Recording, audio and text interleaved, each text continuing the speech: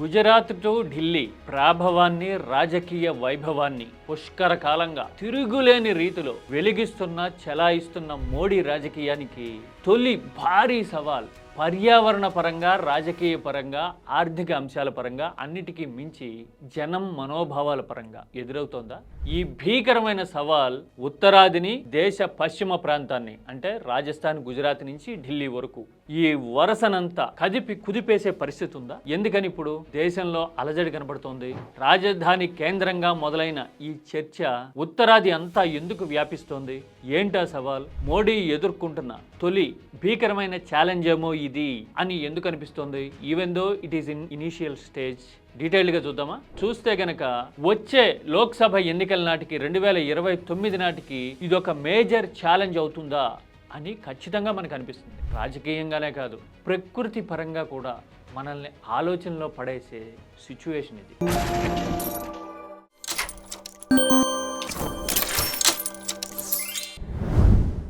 Aravalli mountains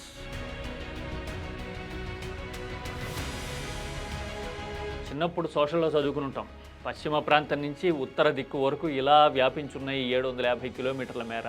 ఇది ఈ దేశపు ప్రకృతిలో అవిభాజ్యమైన భాగం. పచ్చని పెట్టని కోటగా నిలబడుతూ ఉండేవి కదా. ఇలాంటి ఆరావళి పర్వతాల మనుగడ ఇప్పుడు ప్రమాదంలో పడింది. ఎందుకు అంటే ఈ ఆరావళి పర్వతాలని తవ్వుకోవచ్చు, నిర్మాణాలు చేసుకోవచ్చు, మైనింగ్కి కూడా ఎలాంటి అడ్డంకులు లేవు అని కేంద్రం వైపు నుంచి ప్రపోజల్ మూవ్ అయితే సుప్రీంకోర్టు కూడా చాలా ఆశ్చర్యకరంగా సపోర్ట్ చేసింది. 100 మీటర్ల ఎత్తు లోపున్న కొండల్ని తవ్వేయచ్చు, ఏం పర్వాలా, దే ఆర్ నాట్ ఆరావళి అని చెప్పడం ఇప్పుడు దేశానికి మింగుడు పడట్ల. 100 మీటర్ల లోపు కొండల్ని తవ్వేయచ్చు అంటేట ఆరావళిలో 93% కరిగిపోతాయిట మన కళ్ళ ముందే. ఎన్ని కిలోమీటర్ల మేర దాదాపు 6 రాష్ట్రాల్లో ప్రత్యక్షంగా నేరుగా ప్రభావం చూపించే విషయం ఇది. ఆరావళి లేకపోతే ఏమవుతుందో తెలుసా? అసలు ఇప్పటికే ఢిల్లీలో గాలి పీల్చే పరిస్థితి లేదు. ఎయిర్ క్వాలిటీ ఇండెక్స్ 400 పైగా దాటి ఎన్ని రోగాలు వస్తున్నాయో జనానికి, ఊపిరితిత్తులు ఎంత ఛిద్రమైపోతున్నాయో తెలియని పరిస్థితి ఉంది కదా. One of the worst situation world wide ఒక దేశ రాజధానిలో ఇలాంటి పరిస్థితి ఉండటం అని మాట్లాడుకుంటున్నారు కదా. ఇప్పుడు గ్రేటర్ నోయిడా లాంటి ప్రాంతాల్లో నీటి సమస్య ఉంది. ఉత్తరాదిలో పొగమంచుతో నిన్న మొన్న క్రికెట్ మ్యాచ్లు కూడా ఆగిపోవడం చూసాం కదా. అంటే కాలుష్యం కమ్మేస్తోంది. పాపులేషన్ డెన్సిటీ వల్ల, ఇండస్ట్రియలైజేషన్ వల్ల, అలాంటి సవాళ్ళని మిటిగేట్ చేయలేకపోవడం వల్ల. ఇలాంటి పరిస్థితుల్లో ఒక 750 కిలోమీటర్ల రేంజ్ ఉన్న ఈ ఆరావళిలో 90% పైగా తవ్వేస్తే గ్రీన్ కవర్ పోతుంది, లంగ్ స్పేస్ పోతుంది, ఊపిరాడని పరిస్థితి వస్తుంది.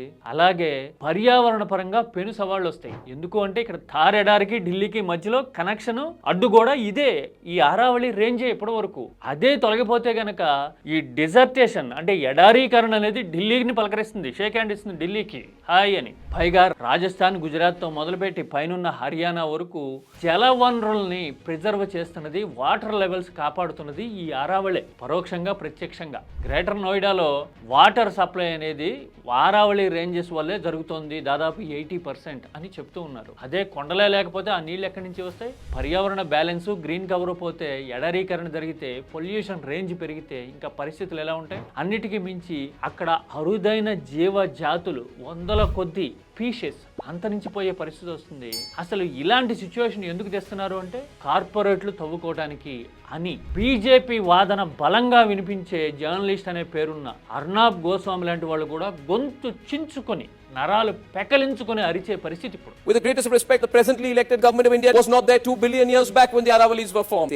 చూశారు కదా ఎంత grave situation. Arnab Goswami is raising his voice against centre. అంటే డైర్ కాన్సిక్వెన్సెస్ వచ్చేస్తున్నాయి, మోర్ దెన్ పాలిటిక్స్. ఇది ప్రకృతి గురించి, దేశం గురించి, భవిష్యత్తు గురించి ఆలోచించాల్సిన పరిస్థితి ఇది అని అందరూ నొక్కి వక్కాణించటం అంటారే, అలా చెప్పే పరిస్థితి. ఎందుకంటే ఇది 40 కోట్ల మంది జనాభాకి సంబంధించిన విషయం, 6-7 రాష్ట్రాల భవితవ్యానికి సంబంధించిన విషయం. అన్నిటికీ మించి దేశ రాజధానిలో పరిస్థితులు ఇంకా ఎంత దయనీయంగా మారిపోతాయి అని హెచ్చరిక చేస్తున్న పరిణామం.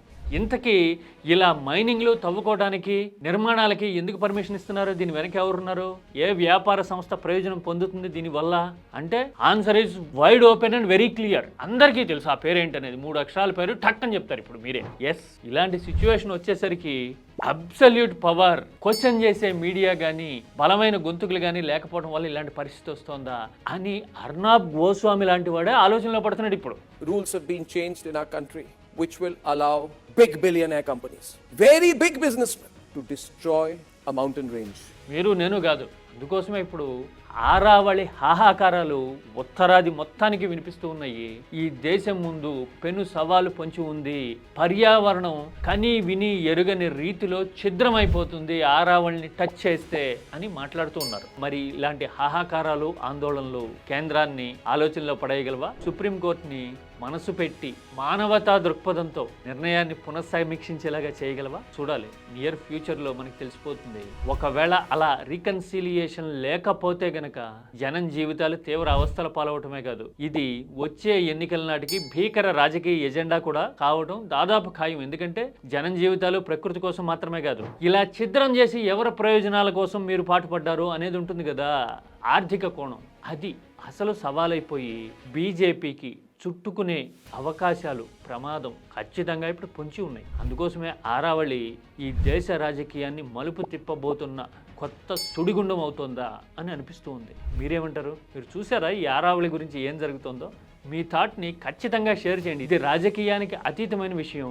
3 లక్షల కోట్ల చరిత్ర ఉంది అని చెబుతున్న ఒక భౌగోళిక మాతృకకి సంబంధించిన విషయం ఆరావళి.